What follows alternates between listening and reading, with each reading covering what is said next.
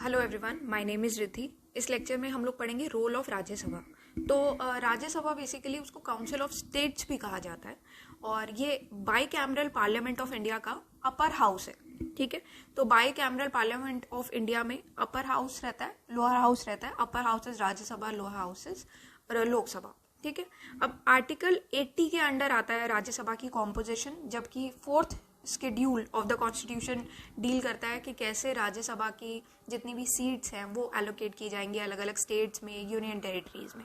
All दो state की composition उसकी पॉपुलेशन के हिसाब से अलग अलग तरीके से बांटी जाती हैं सीट्स, कि अगर कोई स्टेट बड़ी है तो उसको ज़्यादा सीट्स मिलती है, कोई स्टेट छोटी है तो उसको एक सीट दे देते हैं। जैसे जो नॉर्थ ईस्टर्न स्टेट्स है, कोई छोटी स्टेट है उसको एक सीट देती है, जबकि उत्तर प्रदेश है बड़ी स्टेट है उसको ज़्यादा सीट्स मिल गई, वैसा रहता है। तो आगे जाके इसमें चैलेंजेस भी आते हैं, वो भी हम आगे डिस्कस करेंगे। अब जो मैक्सिमम सीटिंग कैपेसिटी है वो 250 मेंबर्स है, अभी के लिए 254 है, जिसमें से 238 मेंबर्स जो है वो इलेक्टेड रहते हैं और 12 मेंबर्स जो है वो प्रेसिडेंट के द्वारा नॉमिनेटेड रहते हैं। अब राज्यसभा जो है वो एक परमानेंट हाउस है और डिसॉल्व नहीं हो सकता है, जबकि लोकसभा जो है वो तो डिसॉल्व की जा सकती है। तो ये यहाँ पर एक एडवांटेज भी रहती है राज्यसभा के पास, ताकि अगर लोकसभा की गवर्नमेंट कभी कभी जैसे डिसॉल्व भी हो जाती है ना, तो भी राज्यसभा सिंस एक परमानेंट हाउस है तो वो फंक्शंस देख लेता है। इसलिए हमारा जो स्ट्रक्चर है, डेमोक्रेसी जो है और जो हमारा जो गवर्नेंस स्ट्रक्चर है पूरा, वो चलता रहता है, ऐसे रुकावट नहीं आएगी। अब बैकग्राउंड थोड़ा सा देखते हैं कि कहाँ से आता है राज्यसभा का ये पूरा सिस्टम, कब बनी थी या कहाँ से इसका ओरिजिन हुआ था। अच्छा, बिफोर स्टार्टिंग दिस, पॉलिटी जहाँ जहाँ भी रहेगी उसके लिए टॉपिक्स इंपॉर्टेंट रहेंगे। जैसे मेंस में अगर आती है, प्री में आती है, किसी ऑप्शनल में भी आती है ना, फॉर एग्जांपल PSIR ऑप्शनल है, पबैड ऑप्शनल है, किसी भी ऑप्शनल में आती है, तो उसके लिए टॉपिक रेलिवेंट रहेगा, ये कॉन्टेंट उसी के लिए रेलिवेंट रहेगा। ऑल्सो किसी को अगर टॉपिक लिस्ट जाननी है कि मेंस में कौन कौन से टॉपिक्स इंपॉर्टेंट रहेंगे, तो यहाँ पर आप synopsisis.in ये वेबसाइट पर आप जाना, स्पेशल कोर्सेज में मेंस इन 300 टॉपिक्स पे आप जाना, तो यहाँ पर आपको पूरी टॉपिक लिस्ट मिल जाएगी कि जो जो टॉपिक्स आपको मेंस पॉइंट ऑफ व्यू से प्रिपेयर करके जाने ही है, या आपको छोड़ के नहीं जाने। GS2 पॉलिटी में आप देखो ये सारे टॉपिक्स आपको प्रिपेयर करके जाने हैं from mains point of view. ठीक है, बाकी कोई भी डिटेल आपको चाहिए अबाउट द कोर्स वो आप यहाँ से देख सकते हैं। ओके, तो सबसे पहले जो ये स्टार्ट हुआ था, जेनेसिस जो था राज्यसभा का, वो स्टार्ट होता है मॉन्टेग्यू चेम्सफोर्ड रिफॉर्म्स से 1918 और गवर्नमेंट ऑफ इंडिया एक्ट 1919 की। इन्होंने काफ़ी की रोल, इंपॉर्टेंट रोल प्ले किया है राज्यसभा की फॉर्मेशन में। गवर्नमेंट ऑफ इंडिया एक्ट 1919 ने सेकेंड चेम्बर का क्रिएशन किया था, लेजिस्लेचर के सेकेंड चेम्बर इस टाइम पर आया था, सेकेंड रादर फेडरल चेम्बर, यहाँ पर इसका क्रिएशन हो गया था पार्लियामेंट का। ठीक है, और सिंस जो जिसमें आया था काउंसिल ऑफ स्टेट, तो राज्यसभा जो है बेसिकली जिसको काउंसिल ऑफ स्टेट भी कहा जाता है वो यहाँ से आया था। तो अब जैसे फेडरल नेचर है हमारा इंडियन पॉलिटी का, तो राज्यसभा बेसिकली एक हेल्दी बाईकैमरलिज्म को भी सपोर्ट करती है। सिर्फ ये नहीं कि बाईकैमरलिज्म आ गया तो एक दूसरा हाउस आ जाता है, इसलिए नहीं, जबकि क्या होता है कि कभी कभी स्टेट से भी, लोकसभा से भी गलती हो सकती है। तो अगर कोई ऐसा लॉ पास हो जाता है या कोई ऐसा लेजिस्लेशन आ जाता है जिसमें लोकसभा गलती कर दे, तो उसके बाद जब ये पर्टिकुलर लॉ आगे रिव्यू के लिए जाएगा या राज्यसभा के पास जाएगा, तो राज्यसभा उसमें करेक्शंस भी कर सकती है चीज़ों में। ठीक है, तो इसलिए भी एक सेकेंड चेम्बर होना इंपॉर्टेंट है। तो काउंसिल ऑफ स्टेट्स जो है वो 1921 में एग्जिस्टेंस में आई थी, विद रिस्ट्रिक्टेड फ्रेंचाइज थी इसके पास तब उस टाइम पर। फिर इंडिपेंडेंस के बाद, पोस्ट इंडिपेंडेंस, जो काउंसिल ऑफ स्टेट्स थी पार्लियामेंट ऑफ इंडिया में, उसको 3 अप्रैल 1952 में कॉन्स्टिट्यूट किया गया। उसका पहला सेशन 13 मई 1952 में हुआ था और 23 अगस्त 1954 से काउंसिल ऑफ स्टेट्स को राज्यसभा कहा जाने लगा हिंदी में। राज्यसभा का क्या रोल रहा है, तो राज्यसभा ने काफ़ी इंपॉर्टेंट रोल प्ले किया है इंडियन पार्लियामेंट में। क्या क्या इसके पॉइंटर्स है वो हम यहाँ पर देख लेते हैं। तो सबसे पहले तो यही है कि राज्यसभा जो है वो काफ़ी इंपॉर्टेंट रोल प्ले करता है बीइंग बाईकैमरलिज्म। तो एक बाईकैमरलिज्म की स्पिरिट को फॉस्टर करता है। सिंस एक फेडरल कॉन्स्टिट्यूशन है, बाईकैमरलिज्म काफ़ी इंपॉर्टेंट हो जाता है। ठीक है, तो इससे क्या होता है कि एक रिप्रेजेंटेशन मिलती है स्टेट्स को, फेडरेशन की जितनी भी अलग अलग स्टेट्स हैं उस पर इनको रिप्रेजेंटेशन मिल जाती है, और ये रिप्रेजेंटेशन राज्यसभा के द्वारा की जाती है, क्योंकि यहाँ पर स्टेट्स प्रॉपरली रिप्रेजेंट हो रही है, हर एक स्टेट। तो उसके बाद नेक्स्ट पॉइंट आता है कि वल्नरेबल सेक्शंस भी यहाँ पर रिप्रेजेंट होते हैं। ठीक है। तो एक आप ये कह सकते हो कि जितने भी मेंबर्स हैं राज्यसभा के वो प्रोपोर्शनल रिप्रेजेंटेशन से इलेक्ट किए जाते हैं। प्रोपोर्शनल रिप्रेजेंटेशन ऑल्दो हम लोग बहुत सारे लेक्चर्स में मैं आपको ऑलरेडी समझा चुकी हूँ कि होता क्या है। किसी को नहीं पता, पुराने लेक्चर्स आप देख के या सर्च कर सकते हो अबाउट प्रोपोर्शनल रिप्रेजेंटेशन। तो इसी से क्या होता है कि एथनिक और लिंग्विस्टिक माइनॉरिटी ग्रुप्स भी जो रहते हैं अलग अलग स्टेट्स में, उनको भी मौका मिलता है कि वो भी इन्वॉल्व हो सकते हैं फिर लॉ मेकिंग प्रोसेस में थ्रू राज्यसभा। तो वो राज्यसभा के मेंबर्स बने और इन्वॉल्व हो सकते हैं। तो एक आप कह सकते हो एक वॉइस ऑफ द स्टेट जो है वो यहाँ पर ये बनती है राज्यसभा में, सिंस एक इनडायरेक्ट इलेक्शंस का एक प्रोसेस है। तो इससे क्या होता है, इंडियन पार्लियामेंट्री सिस्टम को ये एज मेंबर्स ऑफ राज्यसभा उनको ये मौका मिलता है कि वो members of state legislative assembly के द्वारा इलेक्ट हो based on proportional representation bye means of single transferable vote. ठीक है। तो यहाँ पर क्या होता है कि एक स्टेट और लोगों और पार्लियामेंट के बीच में ना एक काइंड ऑफ कनेक्टिविटी बन जाती है। तो ये क्या है, कनेक्टिविटी बन जाती है इन सब के बीच में, और जिससे क्या होता है डिसेंट्रलाइजेशन के जो प्रिंसिपल्स होते हैं उनको एक इंडिपेंडेंट वॉइस मिल जाती है स्टेट्स को। ठीक है। सिंस डिसेंट्रलाइजेशन का प्रिंसिपल आ गया यहाँ पर लागू हो जाता है, उससे क्या होता है कि अब स्टेट्स डायरेक्टली रिप्रेजेंट हो गई। तो हमारा जो 4th शेड्यूल है कॉन्स्टिट्यूशन का, वो सिंस ये अभी हमने पढ़ा था कि वो एलोकेशन ऑफ सीट्स की बात करता है राज्यसभा में to the states and union territories, तो यहाँ पर वही बात की गई है। नेक्स्ट है रिविजनरी हाउस का ये काम करता है वही कि अगर लोकसभा मान लो कोई जल्दबाजी में कोई डिसीजन ले लेती है, ठीक है, और पॉपुलिस्ट मेजर्स के अंडर ऐसा कोई डिसीजन ले लिया गया है कि लोग कह रहे हैं और सभी लोग इसके लिए सहमत हैं और फटाफट से कोई लेजिस्लेशन बनाना है, तो ऐसा कोई लेजिस्लेशन अगर बन जाता है तो राज्यसभा जो है उसमें रिविजनरी हाउस का काम करती है और ऐसे लेजिस्लेशन जो कि लोकसभा के द्वारा जल्दबाजी में पास हुए हैं उस पर चेक भी रख सकती है। ठीक है। तो ये चीज यहाँ पर रहती है। फिर नेक्स्ट है डेलिबरेटिव बॉडी। तो राज्यसभा जो है एक डेलिबरेटिव बॉडी और डिबेटिंग चेंबर की तरह भी काम करता है, जहां पर उसके मेंबर्स जो हैं वो डिबेट्स में एंगेज होते हैं। जितने भी मेजर इश्यूज होते हैं नेशनल और पब्लिक इंपॉर्टेंस के, उनके लिए यहाँ पर ये डिबेट्स में एंगेज रहते हैं। नेक्स्ट इसके परमानेंट हाउस है। तो सिंस राज्यसभा जो है वो डिसॉल्व नहीं हो सकता है, इसी वजह से ये जितने भी इम्पोर्टेंट पार्लियामेंट्री फंक्शंस होते हैं वो कैरी करने की रिस्पॉन्सिबिलिटी इसी की होती है। चाहे उस टाइम पर लोकसभा डिसॉल्व भी हो जाए तब भी जो सबसे इम्पॉर्टेंट पार्लियामेंट्री फंक्शंस हैं उसकी रिस्पॉन्सिबिलिटी राज्यसभा के पास ही आ जाती है। ठीक है। तो बट यहाँ पर एक और चीज़ है, ऑल्दो यहाँ पर ये मेंशन्ड है कि राज्यसभा कभी डिसॉल्व नहीं हो सकता, बट एक एक्स्ट्रा चीज़ है, मैं आपको बता रही हूँ एक्स्ट्रा इन्फॉर्मेशन के लिए, कि 1/3 जो है इसके मेंबर्स वो हर दूसरे साल में रिटायर होते हैं। दे retire after every 2nd year. ठीक है ना। तो अब ये जो इनका फंक्शन है कि चाहे लोकसभा डिसॉल्व हो जाए तब भी इम्पोर्टेंट पार्लियामेंट्री फंक्शन जो है उसकी रिस्पॉन्सिबिलिटी राज्यसभा की रहती है। उससे क्या होता है, कॉन्टिन्यूटी इंश्योर्ड रहती है, फ्यूजन आता है न्यू और ओल्ड का हाउस के अंदर। ठीक है। तो इस टाइप का जो अरेंजमेंट है ये बेसिकली इसलिए डिज़ाइन किया गया था ताकि जो पुराने ओपिनियंस है उसका और करंट ओपिनियन का मिक्सचर जो है उसका रिप्रेजेंटेशन हो पाए और वो रिप्रेजेंटेशन सिक्योर्ड रहे। ठीक है। और जिसकी वजह से एक पब्लिक पॉलिसी में कॉन्टिन्यूटी भी मेंटेन्ड रहती है, इसी वजह से ये परमानेंट हाउस भी है।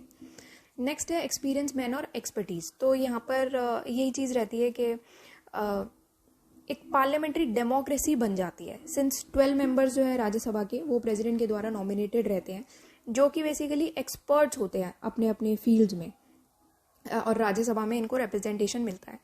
और ये 6 साल के लिए, यहाँ पर ये सिंस मेंशन नहीं है, 6 years टर्म के लिए ये नॉमिनेटेड रहते हैं मेंबर्स, और उनका कंट्रीब्यूशन रहता है अलग अलग फील्ड्स में, जैसे आर्ट्स है या लिटरेचर है या फिर साइंसेस है एंड सोशल सर्विस है। इन सब जगहों पे इनका कॉन्ट्रीब्यूशंस रहता है। तो ये जो फीचर है राज्यसभा का ये और ज़्यादा इसको डेमोक्रेटिक और पार्टिसिपेटरी बनाता है, क्योंकि जितने भी एमिनेंट लोग हैं, जितने भी इम्पॉर्टेंट लोग हैं, वो सिग्निफिकेंट कॉन्ट्रीब्यूशंस देते हैं सोसाइटी को, जिसकी वजह से ये इंडियन पॉलिटिक्स में ये हाईएस्ट एरिया में आके रिप्रेजेंट करते हैं। तो एक सीजन्ड और एक्सपर्ट मेंबर्स का जो ग्रुप है यहाँ पर ऐड करता है, जिसकी वजह से जो राज्यसभा की कॉम्पोजिशन है और ज़्यादा एनरिच होती है। नेक्स्ट इज स्पेशल पावर्स होती हैं राज्यसभा के पास। अब स्पेशल पावर्स कौन कौन सी हैं, जो कि राज्यसभा के पास रहती हैं। तो फेडरल कैरेक्टर जो है राज्यसभा का, उसमें 2 स्पेशल पावर्स की बात की गई है जो कि लोकसभा के पास नहीं है। तो पहला तो है आर्टिकल 249। तो ये होता है कि जितने भी स्टेटलेस के मैटर्स हैं उस पर लेजिस्लेट करना। तो 249 जो है पार्लियामेंट को ये बोलता है कि आप जितने भी मैटर्स हैं स्टेट लिस्ट में उस पर आप लेजिस्लेट कर सकते हो अगर राज्यसभा एक रेजोल्यूशन पास कर दे 2/3 मेजॉरिटी से। 2/3 मेजॉरिटी से अगर ये लेजिस्लेशन पास हो जाता है तो यहाँ पर भी यही मेंशन है कि राज्यसभा जो है किसी भी सब्जेक्ट पे स्टेटलेस के लॉज बना सकती है अगर उसको ये लगता है कि ये नेशनल इंपॉर्टेंस का इशू है। Next is article 312। ये आर्टिकल डील करता है creation of all India service से। ठीक है, तो आर्टिकल 312 के अंडर जो पार्लियामेंट है उसको ये अलाउ किया जाता है कि वो ऑल इंडिया सर्विसेज बना सकता है, एक नई ऑल इंडिया सर्विसेज। ठीक है, जो कि यूनियन और स्टेट्स दोनों के लिए कॉमन रहेगी अगर राज्यसभा एक रिक्विजिट रेजोल्यूशन पास कर देता है तो। ठीक है, अब 1-2 और चीजें हैं जहां पर पावर्स हैं वो मैं एक्स्ट्रा आपको ऐड करके यहां पर बता देती हूँ। तो एक पावर है proclamation of presidents rule, president के रूल का प्रोक्लेमेशन। ठीक है, एक पावर ये भी है। यूजुअली जो ऐसे प्रोक्लेमेशंस होते हैं उसको दोनों हाउसेज ऑफ पार्लियामेंट का अप्रूवल चाहिए होता है, बट अगर लोकसभा डिसॉल्व है, जब ये प्रोक्लेमेशन पार्लियामेंट में आती है और लोकसभा अगर डिसॉल्व है तो राज्यसभा के पास ही, सिर्फ राज्यसभा के पास ये पावर हो सकती है कि वो इम्पोजिशन ऑफ प्रेसिडेंट रूल को अप्रूव कर पाएगा।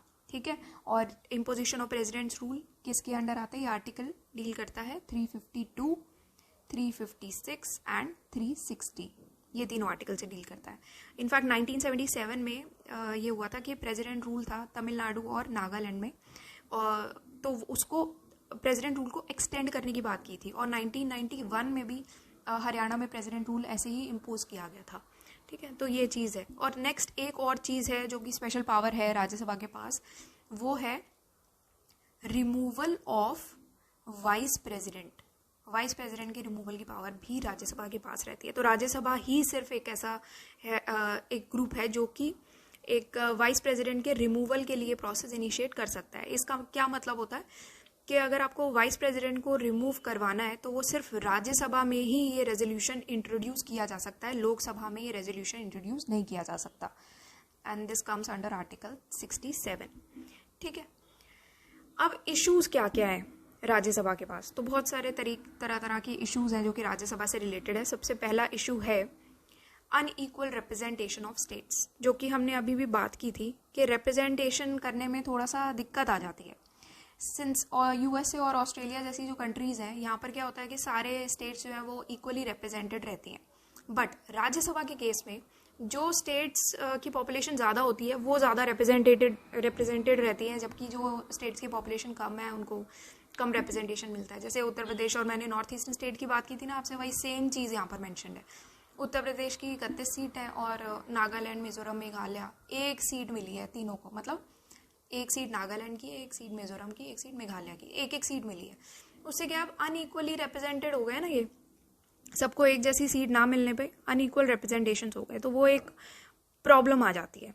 फिर उसके बाद है delay in enactment of laws. अभी जो लेजिस्लेटिव प्रोसेस है काफ़ी ऑलरेडी टाइम कंज्यूमिंग तो होता ही है, बट लॉज इनैक्ट करने में उसके वजह से डिले होता रहता है। तो इसी वजह से राज्यसभा को clog in the wheel of progress भी कंसिडर करा जाता है। ठीक है, कि बहुत टाइम टेकिंग चीज़ हो जाती है जिसकी वजह से काफ़ी इश्यूज आ जाते हैं। अब नेक्स्ट चीज़ है कि सर्कमवेंटिंग दी राज्यसभा। ठीक है, तो ऑर्डिनरी लॉज आप मनी बिल के फॉर्म में पास कर देते हो, जिसकी वजह से राज्यसभा का रोल है वो अंडरमाइन हो जाता है। फॉर एग्जांपल आपने आधार बिल पास किया था, तो वो चीज़ें यहाँ पर प्रॉब्लम आती है। ऑर्डिनरी बिल्स को अगर आप मनी बिल के तौर पे पास करोगे, ऑब्वियसली मनी बिल की पावर राज्यसभा के पास नहीं है, तो राज्यसभा का रोल काफ़ी अंडरमाइन हो जाता है। तो एक एग्जाम्पल यहाँ पर आधार बिल का दिया हुआ है। ठीक है, नेक्स्ट चीज़ है अपीजिंग द पार्टी कैंडिडेट्स। अब यहाँ पर क्या होता है कि एक अमेंडमेंट थी सेक्शन 3(1) के अंडर के रिप्रेजेंटेशन ऑफ पीपल एक्ट 1952 में, जिसने ये डोमिसाइल का जो वर्ड है वो ही रिमूव कर दिया था। तो डोमिसाइल वर्ड अगर रिमूव हो जाता है तो इस अमेंडमेंट की वजह से जो रूलिंग पार्टी है वो सीट्स जो है राज्यसभा की वो अपने फेवर में भी यूज़ कर लेती थी, ताकि उनके जो हारे हुए कैंडिडेट्स थे लोकसभा इलेक्शंस में उनको वापस से राज्यसभा में इलेक्ट किया जाए। इसका मैं आपको थोड़ा सा बता देती हूँ। देखो, रिप्रेजेंटेशन ऑफ पीपल एक्ट 2003 आई थी, ठीक है, उसके वजह से उसमें ये जो वर्ड था ये रिमूव हो जाता है, डोमिसाइल वर्ड, ठीक है, from section 3 of representation of people act 1952। अब होता क्या है कि ये प्रॉब्लम जो है वो एक जजमेंट आई थी, कुलदीप नायर जजमेंट, ठीक है। तो इस जजमेंट से ये जो रिक्वायरमेंट है डोमिसाइल की, इसको रिमूव कर दिया जाता है, ठीक है। अब इस जजमेंट के बाद एक ऐसा पर्सन जो किसी स्टेट का ना रेजिडेंट है ना ही डोमिसाइल है, वो राज्यसभा के इलेक्शन जो है उसी स्टेट से कंटेस्ट कर सकता है, ठीक है। फॉर एग्जाम्पल, अगर आप हो, आपका नाम है पर्सन ए और आप यूपी से नहीं हो, ठीक है, आप हो गुजरात से, ठीक है। अब आप अगर इलेक्शन लड़ रहे हो, ना आप यूपी में कभी रहे हो, ठीक है, ना वहाँ पर पैदा हुए हो, ना आप रेजिडेंट हो, ना आप डोमिसाइल, कुछ भी नहीं हो आप यूपी के, फिर भी आप उत्तर प्रदेश में इलेक्शन लड़ सकते हो, उत्तर प्रदेश की सीट पे आप जा सकते हो, ठीक है। तो ये होता है डोमिसाइल वर्ड हटाने से। तो इसी वजह से रूलिंग पार्टीज ने काफ़ी ओकेजन्स पर काफ़ी बार राज्यसभा की सीट को अपने खुद के जो हारे हुए कैंडिडेट्स थे लोकसभा इलेक्शंस में उनको जिताने में या लोकसभा सीट उनको देने में ये सारे काम किए हैं। अब नेक्स्ट चीज़ है कि limited power regarding money bill. तो मनी बिल जो है वो सिंस पता है आपको सिर्फ लोकसभा में ही इंट्रोड्यूस हो सकता है अंडर आर्टिकल 110। मोर ओवर सिर्फ मनी बिल्स में ही ये चीज़ होती है कि राज्यसभा के पास बहुत ही लिमिटेड पावर्स रहती हैं जो कि लोकसभा ओवरराइड भी कर सकता है। मतलब लोकसभा के पास ऑब्वियसली मनी बिल के मामले में ज़्यादा पावर्स रहती हैं। क्यों? क्योंकि राज्यसभा ना ही मनी बिल को अमेंड कर सकता है, ठीक है, ना ही रिजेक्ट कर सकता है, इसीलिए राज्यसभा के पास कोई पावर रह नहीं गई। और इनफैक्ट जैसे ही लोकसभा मनी बिल देता है राज्यसभा को, तो 14 डेज के अंदर अंदर राज्यसभा को ये मनी बिल रिटर्न करना पड़ता है, चाहे उसमें रिकमेंडेशंस हो चाहे ना हो, ठीक है। रिकमेंडेशन आप दो चाहे ना दो, आपको 14 दिन के अंदर अंदर ये मनी बिल रिटर्न करना ही करना है। तो लोकसभा भी वो चाहे तो वो रिकमेंडेशन एक्सेप्ट भी कर सकता है, चाहे तो रिजेक्ट भी कर सकता है, वो उसकी अपनी मर्जी है। और दोनों ही केसेस में मनी बिल जो है वो दोनों हाउसेस ऑफ पार्लियामेंट के थ्रू पास होना जरूरी है। अब स्टेप्स क्या क्या लिए जा सकते हैं अगर राज्यसभा को इम्प्रूव करना है तो सबसे पहले तो ये स्टेप है कि डायरेक्ट इलेक्शन होने चाहिए। Although it is very difficult but still अगर आप डायरेक्टली इलेक्ट करते हो राज्यसभा के मेंबर्स को, सिटीजन ऑफ इंडिया इलेक्ट करते हैं, तो इससे फेडरल कैरेक्टर जो है वो प्रिजर्व हो जाएगा। और ये ना कि अपने हारे हुए जो लोग हैं लोकसभा इलेक्शन में उनको जाके आपने राज्यसभा सीटों पर बिठा दिया या फिर पेट्रोनेज अपॉइंटमेंट्स हो रहे हैं, तो ये सारी चीज़ें जो है वो ख़त्म हो जाएंगी। फिर इक्वल रिप्रेजेंटेशन की बात करते हैं, जितनी भी स्टेट्स हैं उनको इक्वली रिप्रेजेंटेड होना चाहिए। इसकी वजह से क्या होता है कि जो लार्जर स्टेट्स हैं जैसे यूपी जैसी स्टेट है उनका डोमिनेंस थोड़ा सा ख़त्म होगा राज्यसभा में, क्योंकि क्या होता है कि जो छोटी स्टेट्स हैं फिर वो माइनॉरिटी में रह जाती हैं, वो दब जाती हैं और फिर लार्जर स्टेट्स के पास ज़्यादा डोमिनेंट रहते हैं ये। फिर डेडलाइन सेट करने की बात की गई है। राज्यसभा जो है इंस्टेड ऑफ लेजिस्लेटिव प्रोसेस को थोड़ा सा घटाए या कम करे या उसको रोक दे, उसकी बजाय कुछ डेडलाइन सेट होनी चाहिए ताकि लोकसभा ने जो भी बिल पास किया है या इनिशिएट किया उसमें फटाफट से आप एक डेडलाइन के अंदर अंदर ये बिल्स को रिस्पॉन्ड करो। Next is a better procedure of nomination. तो एक स्पेशल अपॉइंटमेंट्स कमीशन का फॉर्मेशन हो जाना चाहिए जो कि राज्यसभा की जो जितने भी नॉमिनेशंस हैं उनको रिकमेंडेशन कर सके कि जो भी ग्रुप्स अंडर रिप्रेजेंटेड हैं या फिर जिनको रिप्रेजेंटेशन की नीड है, माइनॉरिटी ग्रुप्स हैं, कुछ भी ऐसे ग्रुप्स हैं, उनका राज्यसभा में रिप्रेजेंटेशन होना चाहिए, नॉमिनेशन होना चाहिए। फिर क्वालिटी डिसीजन मेकिंग की बात करते हैं तो ज़्यादा क्वालिटी टाइम जो है वो डिबेट्स और डेलिब्रेशंस को डेडिकेट करना चाहिए, जिसकी वजह से लेजिस्लेटिव प्रोसेस जो है वो डिसरप्ट ना हो और हाईजैक ना हो, ठीक है। कंक्लूजन में हम यही कहते हैं कि राज्यसभा काफ़ी इंपॉर्टेंट रोल प्ले करता है गवर्नमेंट को अकाउंटेबल होल्ड करने में, अपने प्रोमिसेस के लिए भी एक आर्डेंट प्रमोटर और सपोर्टर रहा है socialist secular democratic values of the Indian constitution के लिए। और लोकसभा के साथ मिलकर राज्यसभा भी एक इम्पॉर्टेंट रोल प्ले करता है नेशन की डेवलपमेंट और मासेस के अपलिफ्टमेंट के लिए। ठीक है, तो ये था आपका पूरा टॉपिक राज्यसभा का। और नेक्स्ट लेक्चर में आर्टिकल 370 डिस्कस कर लेंगे। ऑल्दो हमने पहले भी किया है ये article discuss, but since updations आती रहती हैं तो इस वजह से हम ये डिस्कस करेंगे। So that's all for today and thank you for watching the lecture.